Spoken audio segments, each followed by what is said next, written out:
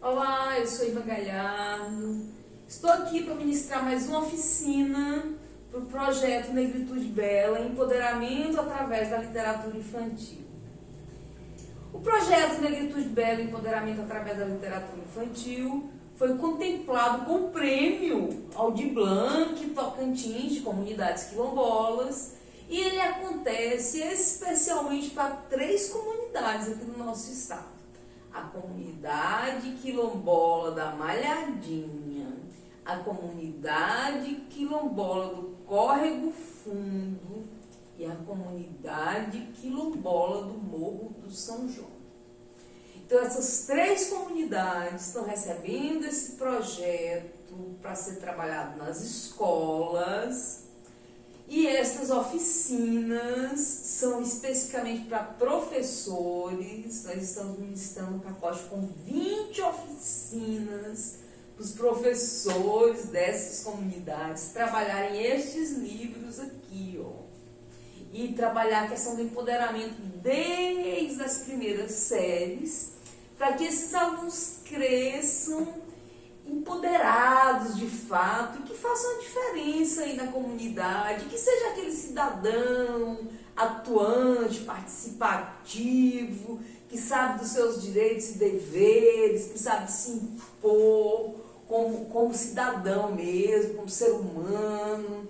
Então é importante que esse empoderamento seja trabalhado desde sempre, porque a gente conhece muitas pessoas, muitos afrodescendentes, que não conseguem se inserir na sociedade. Eles ficam sempre à margem, porque são tímidos, porque tem complexos de inferioridade, porque são vítimas do nosso sistema, que infelizmente não contribui para mudar a realidade do negro no Brasil e faz com que ele realmente seja pouco beneficiado e que tenha dificuldade de mudar a situação, de se empoderar.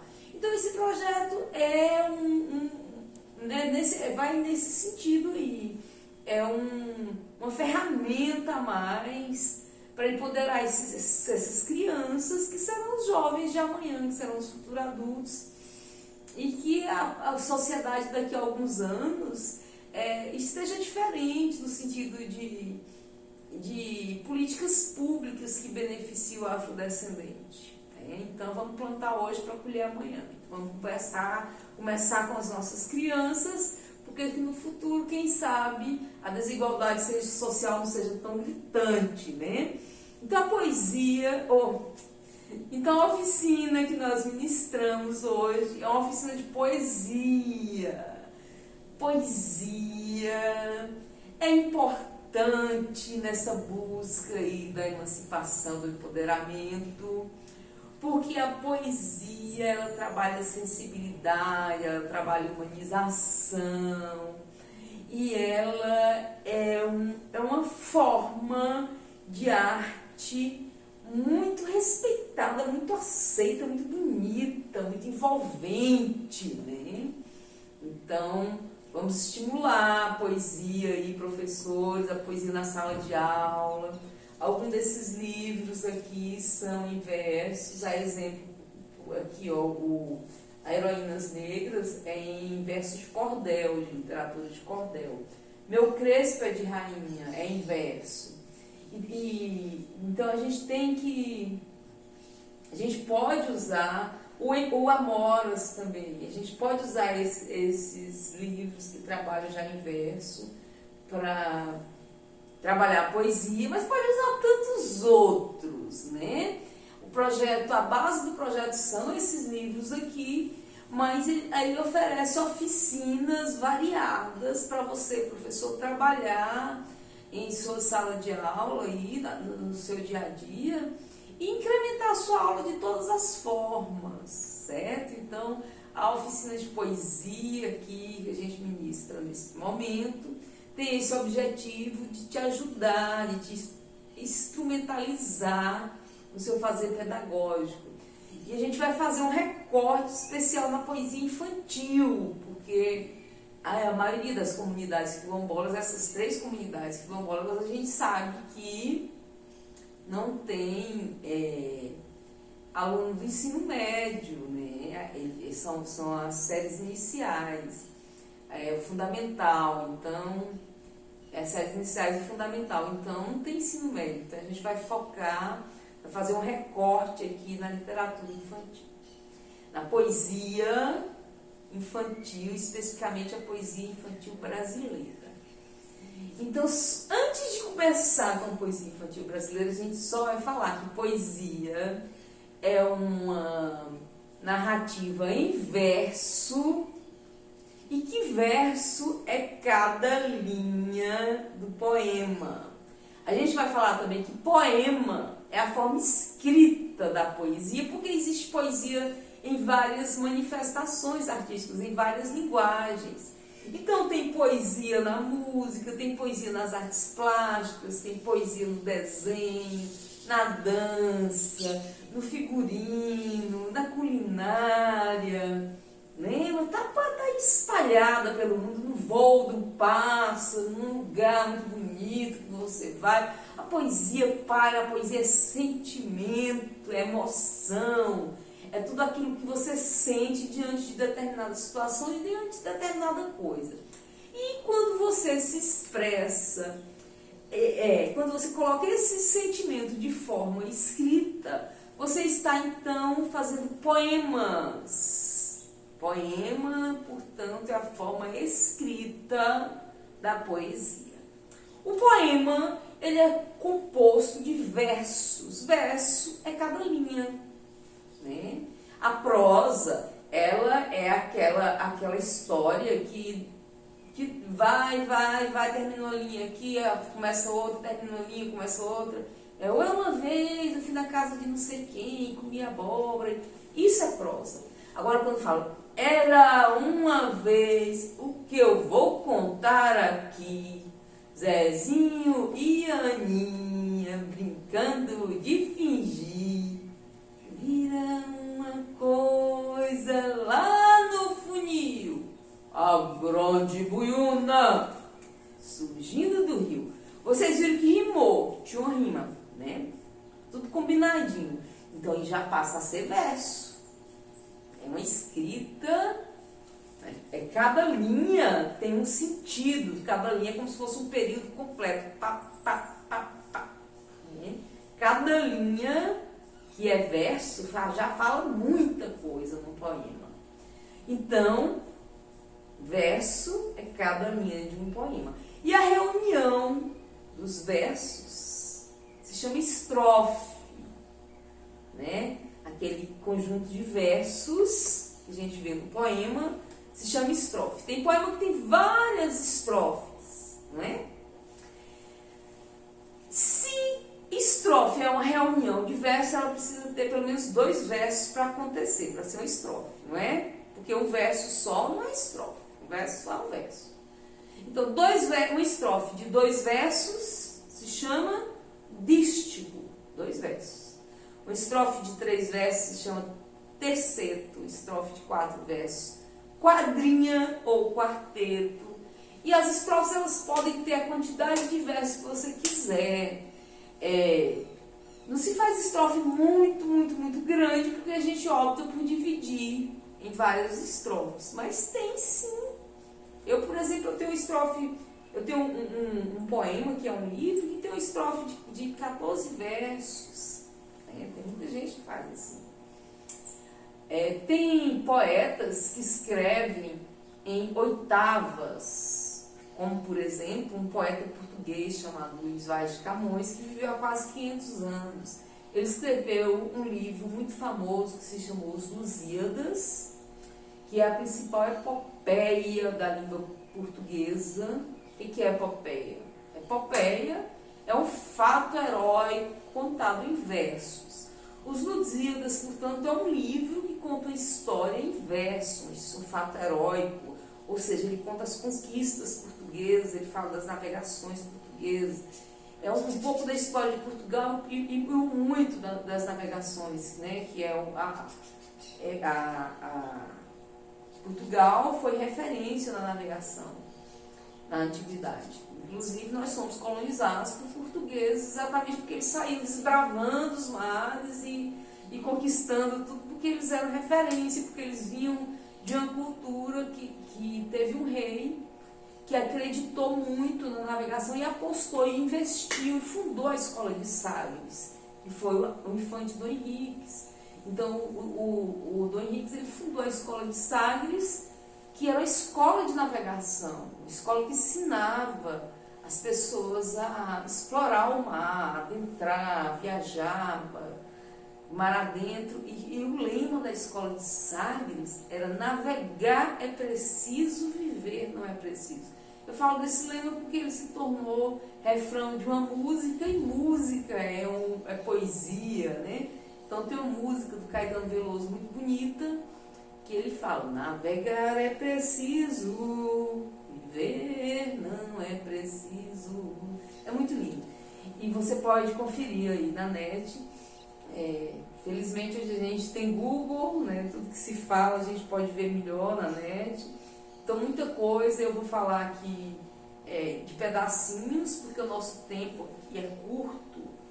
Nós temos apenas 1 hora para apresentar uma oficina, para ministrar uma oficina de poesia, quando o assunto poesia é tão vasto, quando a gente tem tanto para falar sobre a poesia. Então, especificamente sobre o poema. Então, a gente vai abreviar, vai compactar essa oficina de forma que ela fique reduzida em apenas 1 hora, mas que contemple muita coisa boa, que você possa se beneficiar desse tempo e otimizar o seu fazer pedagógico. Porque a poesia, professor, precisa estar no nosso dia a dia. Tá? Ela, como eu disse, nesse instante, ela humaniza. Nós precisamos humanizar esses alunos, essas pessoas que estão sob nossa responsabilidade. O professor ele tem uma importância muito grande na vida da pessoa. Se a gente parar para pensar, o professor é um grande formador de opinião, e nós temos muito, cada um de nós temos muito dos nossos professores, porque nós passamos um grande tempo da nossa vida com eles. Então, professor, seja aquele inesquecível na vida do seu aluno, seja aquele que realmente impacta positivamente a história do seu aluno, que contribua para que no futuro o seu aluno seja uma pessoa bem-sucedida, seja um cidadão íntegro e participativo, e que possa usufruir de todos os seus direitos e exercer os seus deveres. Então, voltando aqui ao tema poesia, especificamente poema, eu falei do Luiz Vaz de Camões, que ele escreveu os Lusíadas e oitavas, né, em versos de 8 linhas, ou em estrofes de 8 versos, e ele escreveu muita coisa bonita. Ele escreveu sonetos. Se o seu aluno for muito pequenininho, você pode guardar esse assunto para depois, mas se o seu aluno já for um pouco maiorzinho, você pode falar de soneto para ele. O que é soneto? Soneto é um poema composto de 14 versos dividido em 4 estrofes, sendo as 2 primeiras estrofes quartetos, quadrinhas, estrofes compostas de 4 versos, e as 2 últimas estrofes são tercetos, são estrofes compostas de 3 versos, tá, professor? Então existem sonetos maravilhosos. Esse Luiz Vaz de Camões tem um soneto de quase 500 anos que eu vou falar aqui para você. É um soneto que conta uma parte lá da história da Bíblia, a história da Raquel, a história da Raquel e do Jacó, do Labão. Então, o Luiz Vaz de Camões, que é esse poeta português, que viveu há quase 5 séculos, ele contou essa história em 14 versos, ele contou essa história num soneto. Na época dele, o soneto não tinha título, então eles botavam o título, agora não, né? Tipo, depois, quando foi estudar a obra dele, botaram o título, o primeiro verso do poema. Então, o primeiro verso do poema dele, de cada soneto dele, virou o título dos sonetos. Esse poema que ele fez, contando a história da Bíblia, da parte da Bíblia lá, a história da Raquel, o nome é 7 anos de pastor. E eu vou contar, só para você ver como é bonito, para você refletir como que uma coisa tão antiga, como que uma coisa que tem quase 500 anos conseguiu chegar até nós, e é tão bonito, né? E parece que o tempo não passou, ele continua sendo atual, porque ele é clássico. Clássico é isso, ele é sempre atual. Clássico é aquela coisa que emociona a pessoa a qualquer tempo, pode ter 500 anos, entendeu? Então tem muita coisa que acontece hoje, muita música, por exemplo, que a gente ouve, que daqui 500 anos não vai emocionar ninguém, né? Como teve muita música no passado que já não nos emociona mais. Mas esse poema que eu vou falar aqui, ele foi escrito há 500 anos, quase 500 anos. E olha como ele é atual, olha como ele é lindo. 7 anos de pastor Jacó servia Labão, pai de Raquel, serrana dela. Mas não servia ao pai, servia a ela, pois a ela só por prêmio pretendia. Os dias, na esperança de um só dia, passavam contentando-se com vê-la. Porém Labão, usando de cautela, em lugar de Raquel lhe dava Lia. Vendo o triste pastor que com enganos lhe fora-se negada sua pastora, como se não a houvera merecido, começa a servir mais 7 anos, dizendo: mais serviria, se não fora para tão longo amor, tão curta vida. Então tá aí um soneto, um poema de 14 versos, dividido em 4 estrofes. As 2 primeiras são quartetos e as 2 segundas são tercetos. Então, se a gente for contar, 4, 8, 11, 14. Dá 14 versos, certo? 2 quartetos e 2 terceiros. Então, é um soneto. Lembra bem, soneto. Você pode falar de soneto se o seu aluno já for um pouquinho maior, tá? Dito isso, a gente entra na poesia infantil brasileira, que é com a poesia infantil brasileira que você vai encantar os seus alunos, que você vai enfeitar a sua aula. Sabe que a gente não gosta de botar florzinha, de enfeitar, colocar coisinhas bonitas no nosso dia a dia, na nossa aula, na nossa vida? Uma forma de colocar isso é poesia, poema, encher a vida da gente de poema, de poesia, fazer transbordar, semear a poesia por onde a gente for. Isso fica lindo, o mundo fica mais bonito. E o seu plano de aula cheio de versos, professor, fica uma coisa linda. A sua sala de aula, o dia a dia do seu aluno vai ficar diferente, né? É como se você soltasse pó de pirlim-pim-pim, pó de encantamentos, aquele monte de passarinhos voando, coraçõezinhos e florzinhas e estrelinhas, só coisas lindas que a poesia inspira, que a poesia sugere. Então, a gente vai começar falando de de quais são os principais escritores do Brasil que fizeram poemas belíssimos que você pode trabalhar na infância, que você pode trabalhar na sala de aula. Presta atenção, esses 5 nomes que eu vou falar aqui, uma mão, eu escolhi uma mão para você não esquecer. Essa mão aqui, ó, esses 5 nomes que eu vou falar aqui são muito importantes, são escritores, são poetas muito importantes, são os melhores do Brasil. E eles escreveram poemas preciosíssimos para você trabalhar na sua sala de aula. Se você utilizar esses poetas, você vai estar com tudo, professor. Assim, você está indo pelo caminho certo. Sabe? Quando você está acertando, então, quais são esses poetas? Olha, primeiro de todos, Carlos Drummond de Andrade. Os poetas geralmente têm apelido. Sabe qual que é o apelido de Carlos Drummond de Andrade? O Drummond, sabe qual que é o apelido do Drummond? Poeta maior. Ele é o maior poeta da língua brasileira. Ele é considerado pela crítica literária como o maior poeta brasileiro de todos os tempos, Carlos Drummond de Andrade. Por isso o apelido dele é poeta maior. Tá? Então, o Carlos Drummond de Andrade tem poemas belíssimos que você pode levar para a sua sala de aula. Ele escreveu muita coisa, ele não escreveu especificamente assim, para criança, ele escreveu mais para adulto. ele tinha um olhar mais voltado para a população em geral. Mas ele tem poemas que podem muito bem ser trabalhados na sala de aula e que o seu aluno vai amar, e isso vai contribuir para o desenvolvimento do seu aluno, vai contribuir para aguçar a leitura de mundo dele, com isso abrir portas e com isso fortalecer, empoderar. É preciso que se leve a poesia é uma arma muito forte, professor.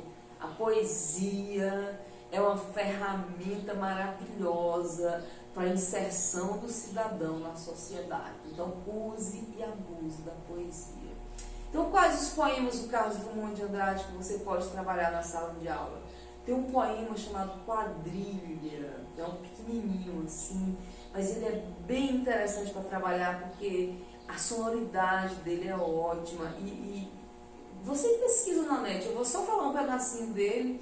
João amava Maria, que amava Teresa, que amava Joaquim, que amava Pedro. Ele está falando, né? No final ele fala que amava, que não amava ninguém. Que amava não sei quem, que não amava ninguém. Veja aí o poema, é bem bonito. Quadrilha. Tem um outro poema do Drummond, tem Cidadezinha Qualquer, um poema escrito em 1930, mas olha como ele é interessante para se trabalhar com criança. Ó.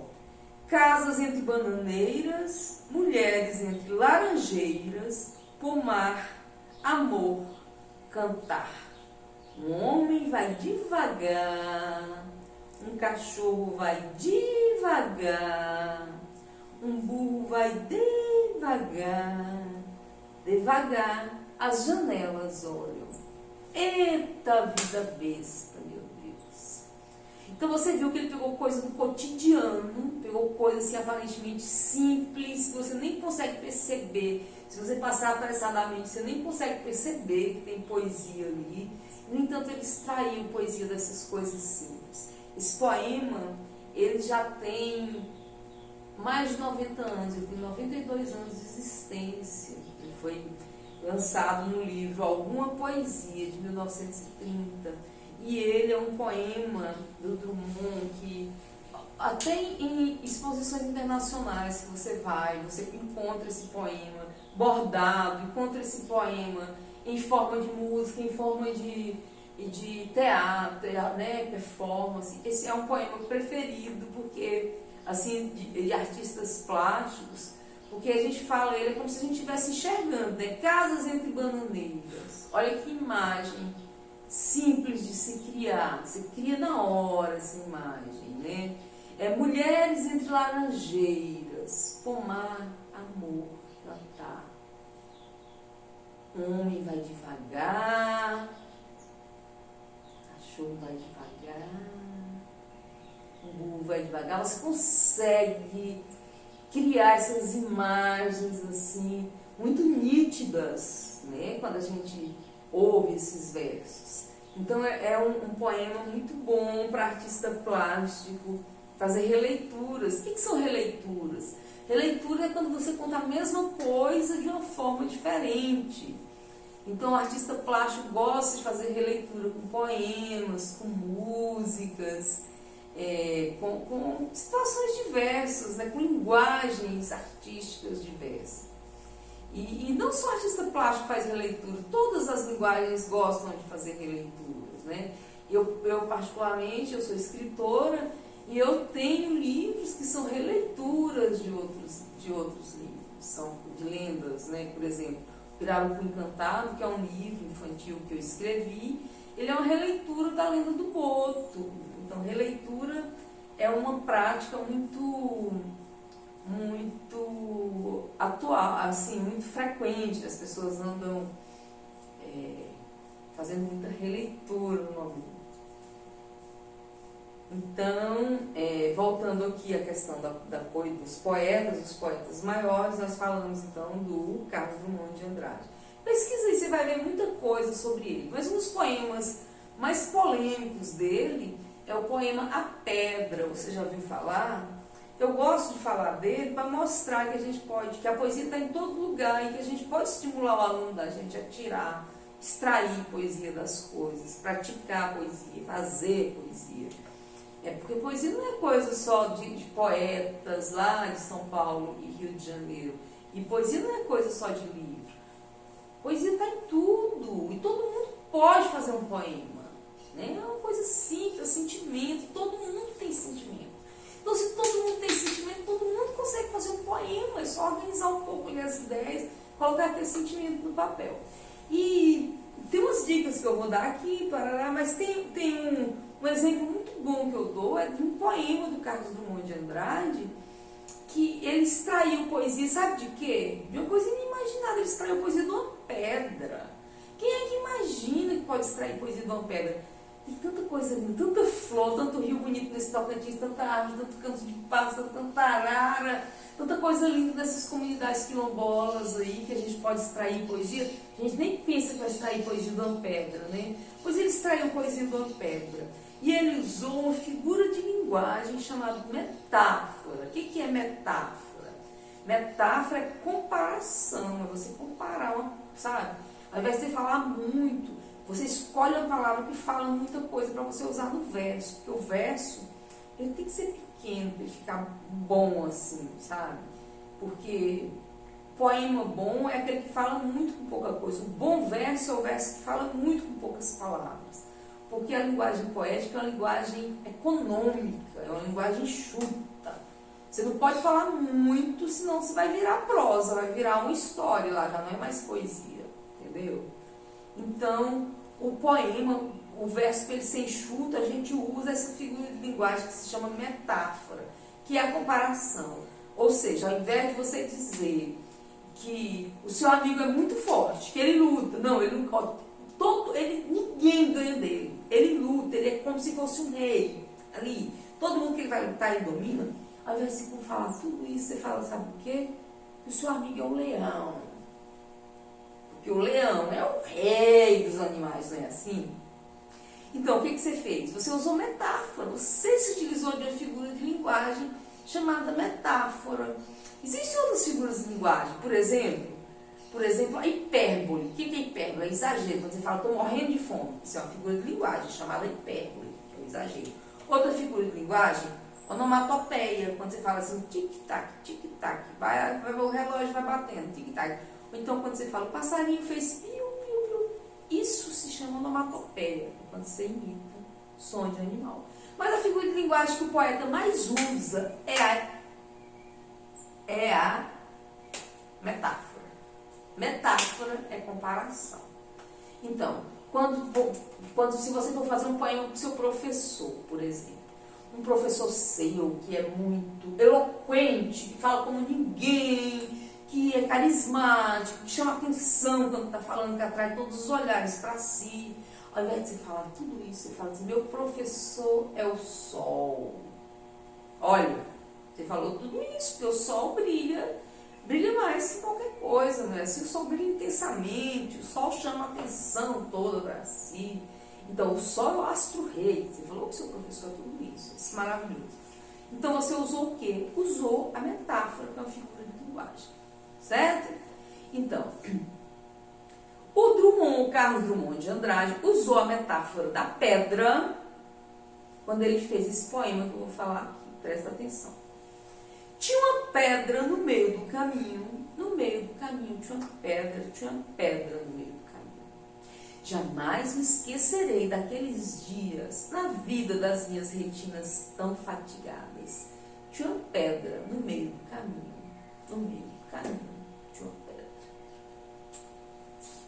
Então você viu que o poema fica o tempo inteiro na repetição, né? Uma pedra no meio do caminho tinha uma pedra. O que é isso? Esse poema recebeu muitas críticas quando ele foi escrito, né?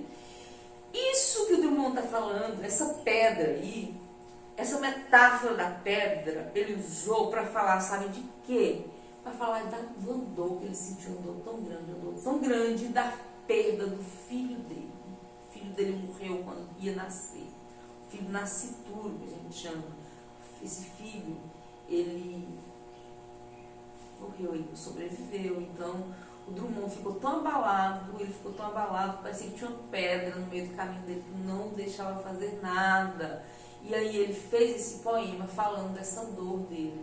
E essa pedra era tão grande, era tão imensa, que é por isso que ele repete. Tinha uma pedra no meio do caminho, no meio do caminho tinha uma pedra, tinha uma pedra no meio do caminho, no meio do caminho tinha uma pedra. Você entendeu? Essa repetição é para mostrar o tamanho dessa dor que ele sentia com a perda do seu filho. Então, é um poema antigo e é um poema bem emblemático, assim, é muito utilizado em vestibular, para análise. É um poema que os professores de literatura gostam muito de analisar, porque além da carga poética e além dessa metáfora tão perfeita, ele tem muita emoção ali por trás dele, né? Então, A Pedra é esse poema do Carlos Drummond de Andrade, e eu gosto de usar como exemplo, porque se ele conseguir extrair poesia de uma pedra, você, professor, vai conseguir estimular seu aluno para extrair poesia da sua comunidade quilombola, tanta história bonita que tem aí, conta para ele, bota ele para fazer poemas a respeito, você vai ver que vai sair coisas lindas.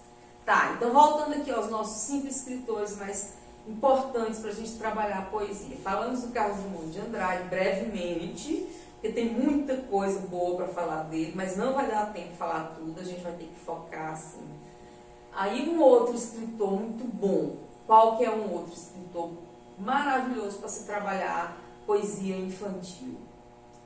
O Vinícius de Moraes.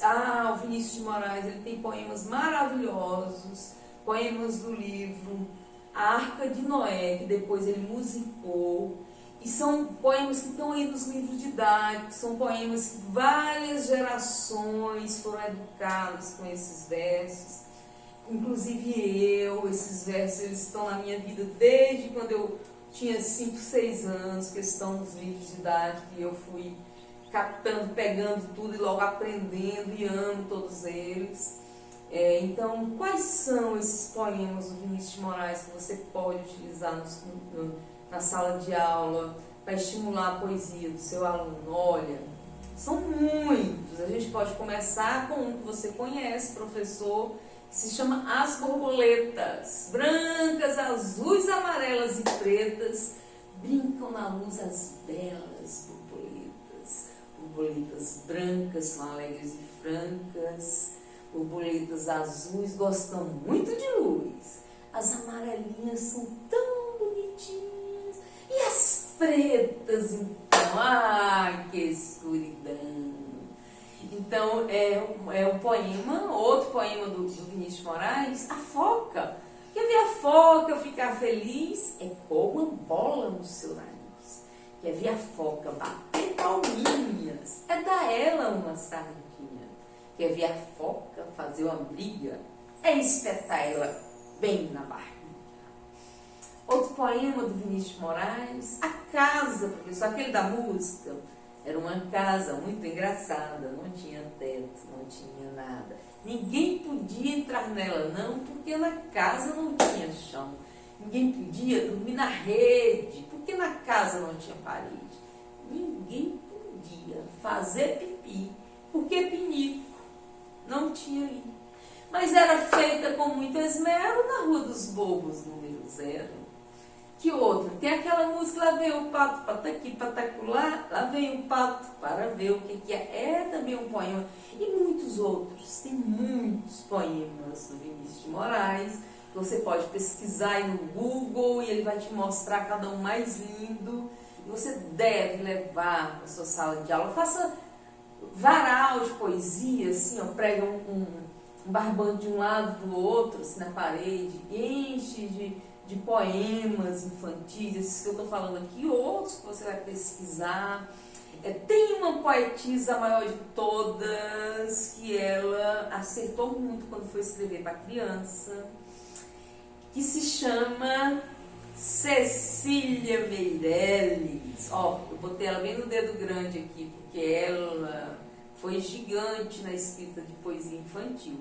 A poesia infantil brasileira, ela é antes e depois da Clarice Lispector. Ela tem um diferencial, porque antes da Clarice Lispector era uma poesia enfadonha, uma poesia meio chata, poesia parnasiana, aquela poesia que queria passar valores morais. ou amor pela pátria, porque né, antes o país estava ali formando sua identidade cultural, identidade mesmo como país recém-independente, então tinha muito poema enaltecendo o Brasil, né? Aquela coisa do Brasil, meu Brasil, meu Brasil. As crianças tinham que declamar aqui na sala de aula. E ainda tem um pouco, mas antes era mais. Antes da Cecília era muito mais, antes do Vinícius era muito mais. Então, eles tinham essa preocupação de Brasil e tinha preocupação também de passar valores pátrios para formar cidadão do bem. Então, por exemplo, tinha o Olavo Bilac, que você já ouviu falar, aquele parnasiano. Ele tinha muito poema assim, como se estivesse educando, estimulando a criança ali na retidão. Por exemplo, tal como a chuva caída fecunda a terra no estio, para fecundar a vida o trabalho se criou. Feliz quem pode orgulhoso dizer, nunca fui preguiçoso. E se hoje sou venturoso, devo ao trabalho que sou. Então você viu aí um poema que está ali passando valor moral, falando, menino, o trabalho é muito importante. Pois é.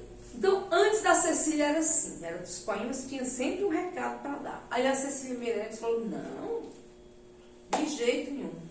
A literatura não tem que dar recado, a literatura tem que emocionar, a literatura tem que gerar transformações interiores, ela é aquela coisa de assustar, impactar, né, é sentimento, não tem que ficar lá dando recado. Aí ela vem com aqueles poemas que preza a sonoridade, que preza o ritmo, que preza a alegria. Por exemplo, essa menina tão pequenina quer ser bailarina, não conhece o dó nem o ré, mas sabe ficar na ponta do pé. Não conhece o mi nem o fá, mas inclina o corpo para cá e para lá. Roda, roda, roda com os bracinhos no ar, não fica tonta nem sai do lugar. Põe na cabeça uma estrela e um véu e diz que caiu do céu. Essa menina tão pequenina quer ser bailarina, mas depois esquece todas as danças e vai dormir como as outras crianças. Então, isso você já conhecia, né? A bailarina é bem comum nos livros didáticos, é o preferido das crianças. A bailarina, eu sempre estou em concursos de poesia infantil como jurada, e é impressionante quantas bailarinas acontecem em um concurso de poesia. Muita criança escolhe esse poema. Um outro poema da Cecília Meirelles que a gente pode falar aqui, que é lindo, só para te lembrar como ela tem coisas lindas, O Colar de Carolina. Com seu colar de coral, Carolina corre por entre as colunas da colina. O colar de Carolina colore o colo de cal e torna corada a menina. E o sol, vendo aquela cor do colar de Carolina, põe coroas de coral nas colunas da colina. Olha que poema mais lindo, né? Você pode usar aí na sala de aula para trabalhar o C, né, professor? Letra C, a sonoridade do C, é bem importante esse poema. E é belíssimo. Então, outro poema da Cecília Meirelles, As Meninas. Arabella abria a janela, Carolina erguia a cortina, e Maria olhava e dizia bom dia. Arabella foi sempre a mais bela, Carolina uma sábia menina, e Maria olhava e sorria, bom dia. Lembraremos daquelas meninas que moravam naquela janela, uma que se chamava Arabella, outra que se chamava Carolina, mas a nossa eterna saudade, Maria, Maria, Maria, que dizia com voz de amizade, bom dia. Um outro poema poema da Cecília Meirelles, que a gente pode lembrar aqui. O leilão de jardim, quem me compra um jardim com flores, borboletas de muitas cores? Ah, professor, esse poema é lindo, pesquisa ele aí e leva para a sala de aula. Um outro poema, eu não vou poder falar todos, senão não dá tempo, né? Falar só um pedacinho de cada. Um outro poema da Cecília Meirelles que a gente pode falar, por exemplo, 3 meninos na mata ouviram uma pombinha gemir. Eu acho que ela está com medo, disse o primeiro, e com certeza vai morrer. 3 meninos na mata ouviram uma pombinha carpir. Olha aí, professor, pesquisa. É linda a pombinha da mata. O que mais da Cecília Meirelles? O último andar, é lá que eu quero morar. Do último andar se vê as estrelas. Do último andar se vê o mar. É lá que eu quero morar. Esse poema é lindo. O último andar, veja ele.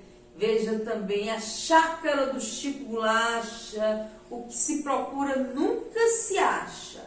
Dizem que na chácara do Chico só tem mesmo chuchu. E um cachorrinho coxo que se chama Caxambu. Olha aí, professor, que poema lindo, maravilhoso para você trabalhar o CH e o X, né? É muito bom para você trabalhar. Olha, chácara do Chico Bolacha. Você vai ver quanta possibilidade esse poema vai proporcionar aí na sua sala de aula. Use e abuse da chácara do Chico Bolacha. É um poema muito interessante da Cecília Meirelles. O que mais da Cecília? A Cecília tem uma infinidade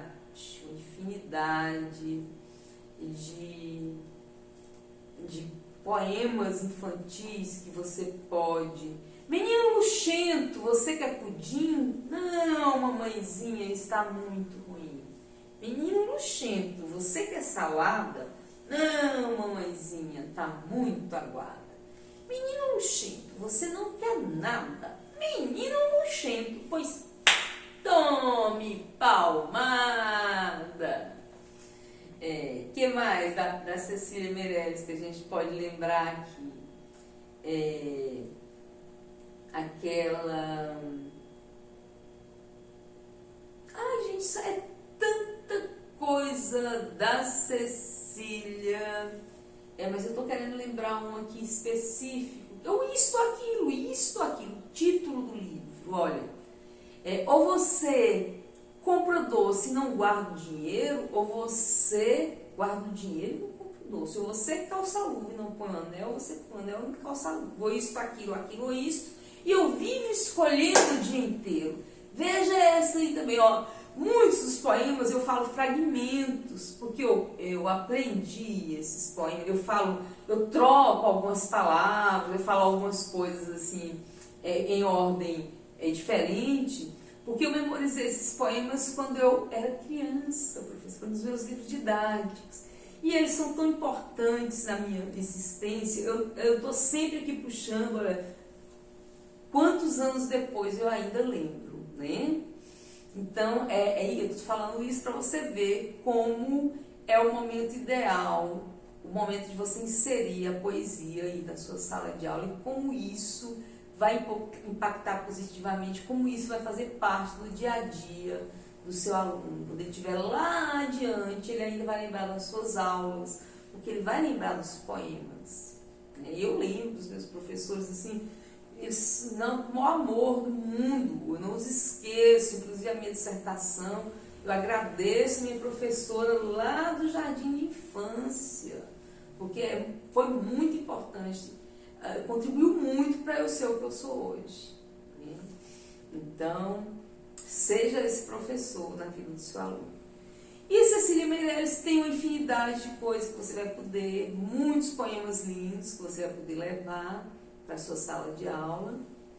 Continuando aqui, o quarto poeta maravilhoso que você vai ter que levar também para a sala de aula é o Manuel Bandeira. O Manuel Bandeira é um dos gigantes da literatura brasileira. E ele tem alguns poemas que são assim muito simbólicos na infância, né? Por exemplo, ele tem um que eu conheci quando eu tinha 6 anos, que eu nunca esqueci, e que eu falo, eu me emociono porque eu me transporto lá dos meus 6 anos de idade. O meu livro didático da Débora Pádua Melo Neves, meu livro de comunicação e expressão e língua portuguesa, tinha esse poema e eu me encantava porque esse poema falava diretamente comigo, assim, de um jeito, talvez pela questão da idade. Eu tinha 6 anos e o poema fala em 6 anos. O poema começa falando quando eu tinha 6 anos. O nome do poema é Porquinho da Índia. Eu vou falar aí para vocês e repito, eu aprendi esse poema quando eu tinha 6 anos de idade e não me esqueci mais. Então, apresente esse poema para o seu aluno. Ele é lindo, ele é maravilhoso, ele é cheio de lirismo. Lirismo é aquele encantamento, aquela coisa que faz a gente, que lindo, sabe? Como se fosse um pó de pirlim-pim-pim, um pó de encantamento. Isso é lirismo. Lirismo é um ingrediente muito importante no poema. O poema falar com o coração da gente, ele precisa ter lirismo. Então, o que é lirismo? Lirismo é esse encantamento, esse tempero a mais que tem no poema. Veja quanto lirismo tem no poema Porquinho da Índia, de Manuel Bandeira. Quando eu tinha 6 anos, ganhei um porquinho da Índia. Que dor de coração me dava, porque o bichinho queria sempre estar debaixo do fogão. Levava ele para a sala, para os lugares mais limpinhos, mas ele não gostava. Queria estar debaixo do fogão. Não fazia caso nenhum da minha ternurinha. O meu porquinho da Índia foi a minha primeira namorada. Olha que poeminha mais lindo, gente. Não é lindo demais o Porquinho da Índia? Todo mundo que gosta de literatura ama o Porquinho da Índia, consegue sentir, consegue absorver todo esse lirismo contido nele. Apresente o Porquinho da Índia para o seu aluno. Vai ser muito importante na formação poética dele, eu tenho certeza. Assim como foi na minha. E o Manuel Bandeira tem coisas lindas. Ele tem um poema, Café com Pão, chamado Trem de Ferro. É lindo, porque é muito ritmo, sabe? É muita aliteração, muita repetição. É ótimo para você trabalhar com a criança nos primeiros anos aí, nos primeiros anos escolar. Café com Pão. Vixe Maria, seu maquinista! É lindo o poema, veja lá. E a gente, então, chega no quinto poeta imprescindível. Esses 5 poetas aqui são imprescindíveis. Você precisa levar, são necessários, são obrigatórios. São obrigatórios no seu dia a dia, aí, professor, na sua sala de aula. Então, qual é o quinto poeta? Mário Quintana. Mário Quintana, o poeta da ternura, aquele poeta queridíssimo.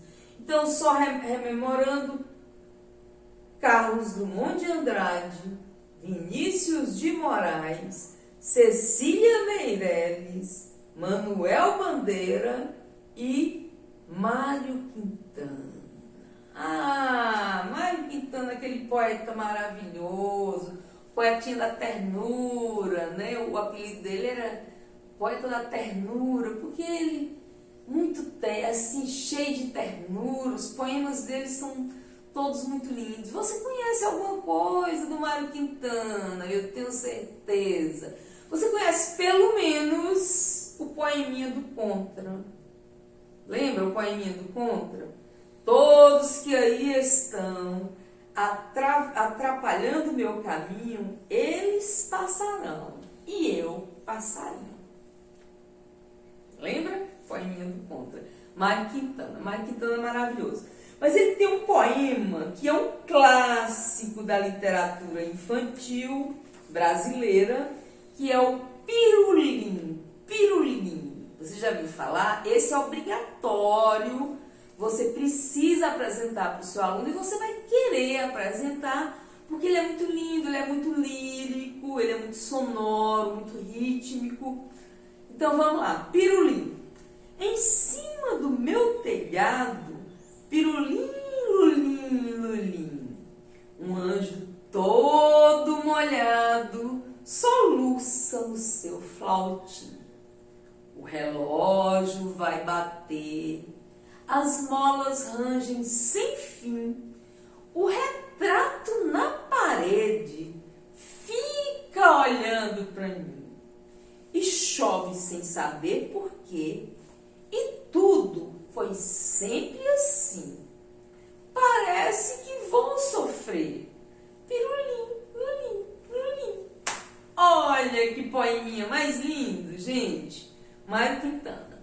E o Mário Quintana tem outros poemas que você vai pesquisar aí e vai poder apresentar para o seu aluno, vai poder contribuir para impactar positivamente a vida do seu aluno com poesia, tá? Com poemas maravilhosos.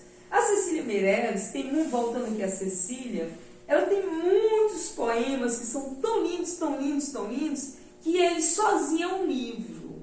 Como é o caso desse livro maravilhoso aqui, distribuído pelo projeto Itaú, Leia para uma Criança.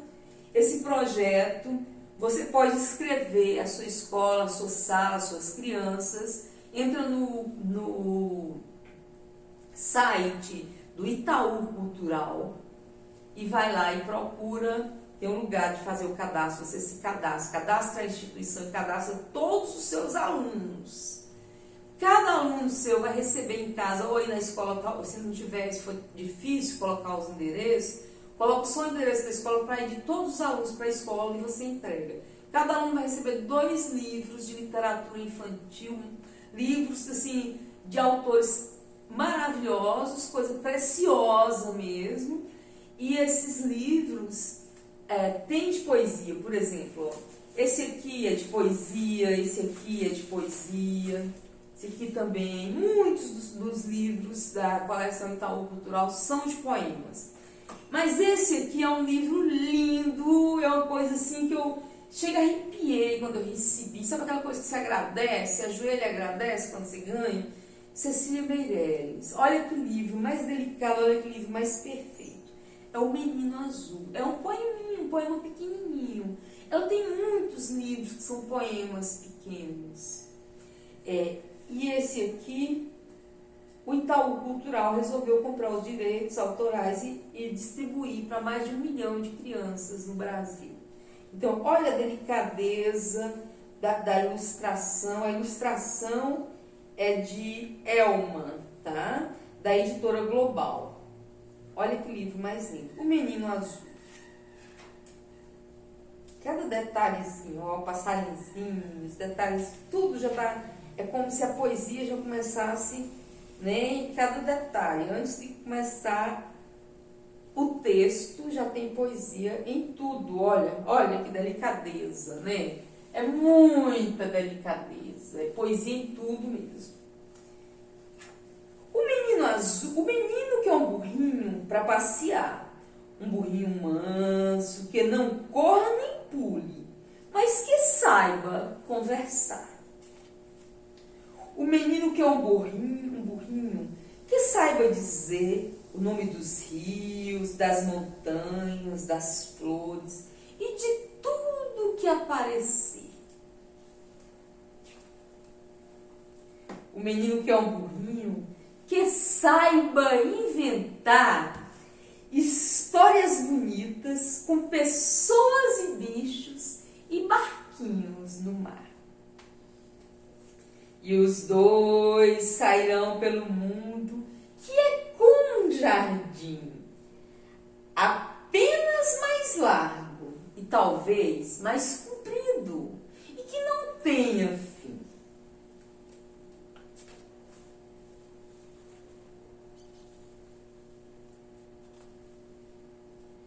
Quem souber de um burrinho desses pode escrever para a Rua das casas, número das portas, ao menino azul que não sabe ler.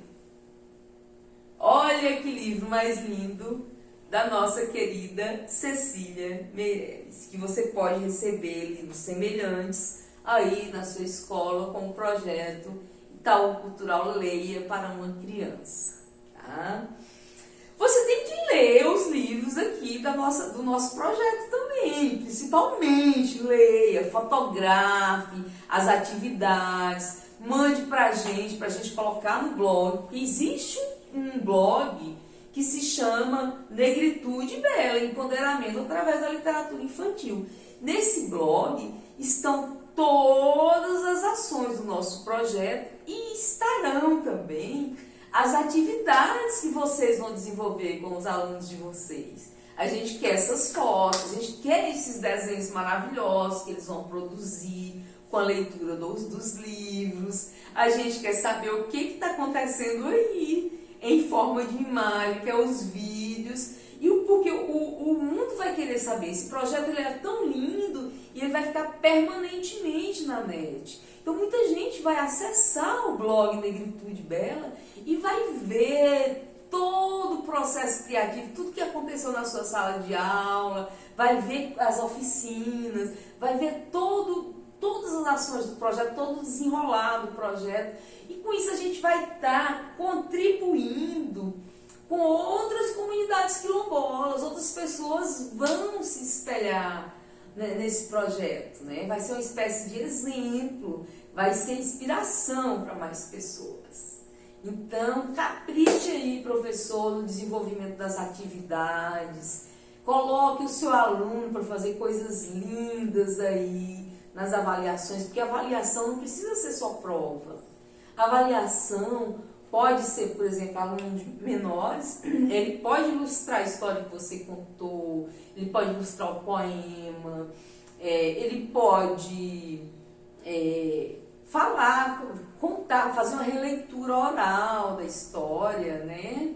Se ele não souber escrever, ele pode fazer textinhos, ele pode recriar poemas, é muita coisa, a gente quer ver todas essas atividades. Então, escaneie ou fotografe e mande todas elas para o nosso e-mail para a gente postar no blog Negritude Bela, Empoderamento através da literatura infantil.